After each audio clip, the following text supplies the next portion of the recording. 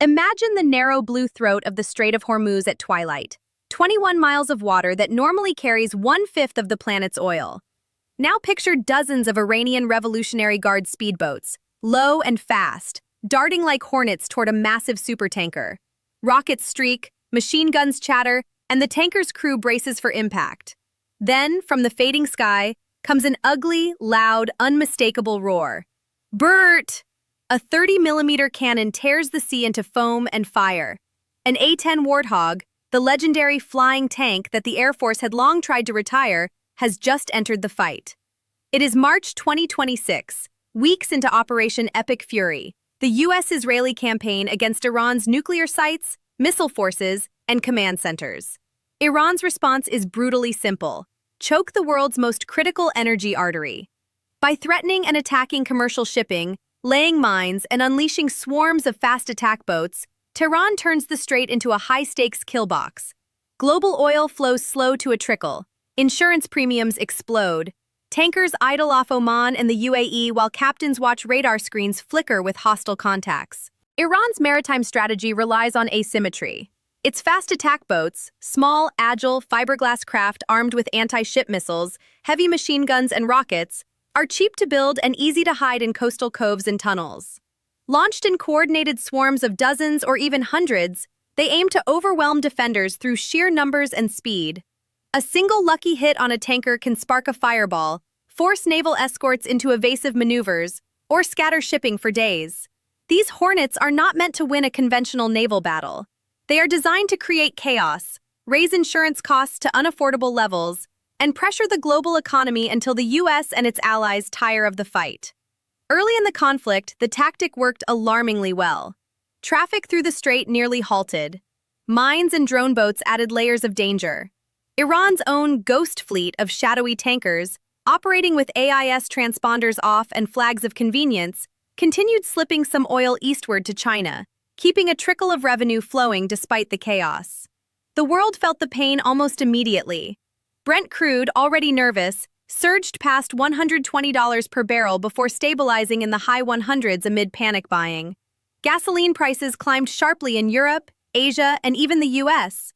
Fertilizer shipments, critical for global agriculture, were delayed or rerouted at enormous cost, threatening planting seasons from South Asia to parts of Africa. LNG flows from Qatar were disrupted, squeezing energy supplies for factories and homes. Stock markets wobbled. Supply chains for plastics, chemicals, and everyday goods groaned under new costs. Analysts warned of stagflation risks, higher inflation paired with slower growth. A prolonged closure could shave points off global GDP while pushing consumer prices higher. Emerging markets, heavily dependent on imported energy and food, faced the harshest squeeze. The Strait of Hormuz was no longer just a geographic feature. It had become an economic weapon capable of reshaping trade routes, energy flows, and even political landscapes far beyond the Gulf. Advanced fighters like the F-35 Lightning II are masterpieces of modern warfare.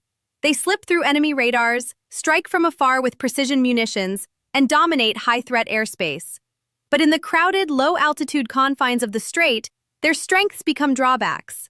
Supersonic jets have high stall speeds and limited loiter time when configured for stealth.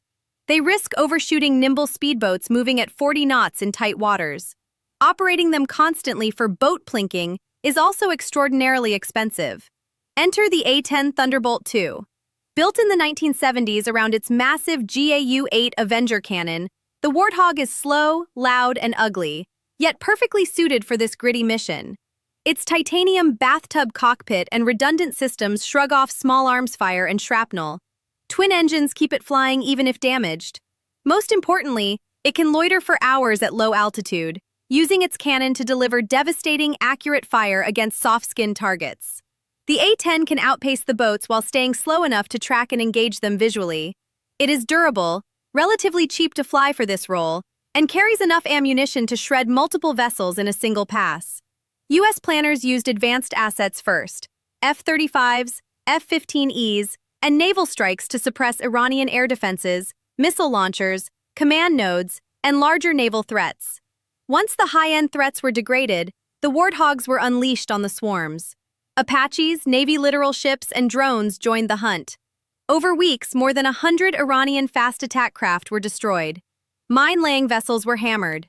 Lanes were gradually cleared. Step by step, American and coalition forces dismantled Iran's maritime denial strategy, turning a potential chokehold back into a contested but navigable waterway. By early April 2026, the situation remained fluid. Ceasefire whispers circulated, with reports of fragile two-week truces and diplomatic efforts involving Pakistan and China. Some shipping showed tentative signs of resuming under escort. Oil prices eased slightly from their peaks but stayed elevated. Mines still required constant vigilance, and Iranian remnants could still launch opportunistic attacks from coastal hideouts. A fully reopened strait would demand sustained naval escorts, minesweeping, and perhaps international coalitions, efforts already under discussion at the United Nations and among Gulf partners. If the waterway stays contested, the economic damage compounds. Energy markets could see renewed spikes. Trade routes might permanently diversify. More U.S. shale and LNG exports, renewed interest in pipelines bypassing the Gulf, and accelerated investments in renewables to reduce chokepoint vulnerability. Global supply chains would adapt, but at a cost. Higher prices for fuel, food, and goods that hit consumers everywhere. The A-10's return to frontline duty carries a deeper message. In an era of stealth fighters and hypersonic weapons, sometimes the simplest, toughest tools prove decisive against asymmetric threats. The Warthog's roar over Hormuz reminds us that controlling vital sea lanes still demands persistence, close-in grit, and the right aircraft for the job, even if that aircraft looks like it belongs in a museum. As operations continue, the Strait remains a high-stakes arena where ancient geography, modern tactics, and global economics collide. The Hornets have been driven back for now, but the waters stay dangerous. The next swarm, the next mine, or the next diplomatic breakthrough could once again reshape not just the Middle East, but the price at the pump, the cost of bread, and the flow of energy that powers our interconnected world.